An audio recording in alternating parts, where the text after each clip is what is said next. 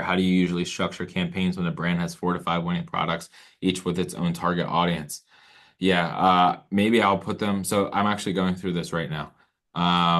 And I'm balancing whether I do have them in their own campaign. I do have them in their own campaign with their own ad and inside of the campaign.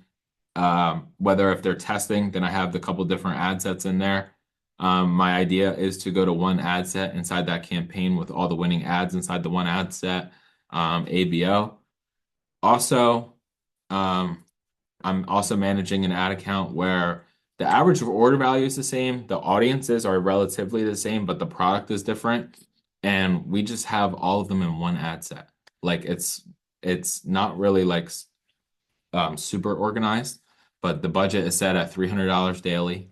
We have 15 ad creatives in there, and like maybe like 5 ad creatives are going to like each ad, sorry, like 5 ad creatives are going to this product, 5 are going to this product, 5 are going to this product. So, and they're kind of just all going in there recycling. Now they do have the same audiences.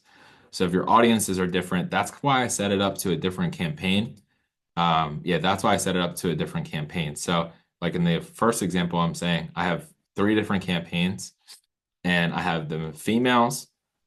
In this scenario, it's female, male campaign because they're selling female, male products. And then we have like an all collections page is the other one. And they're selling like team uniforms essentially. And that's kind of how I organize that.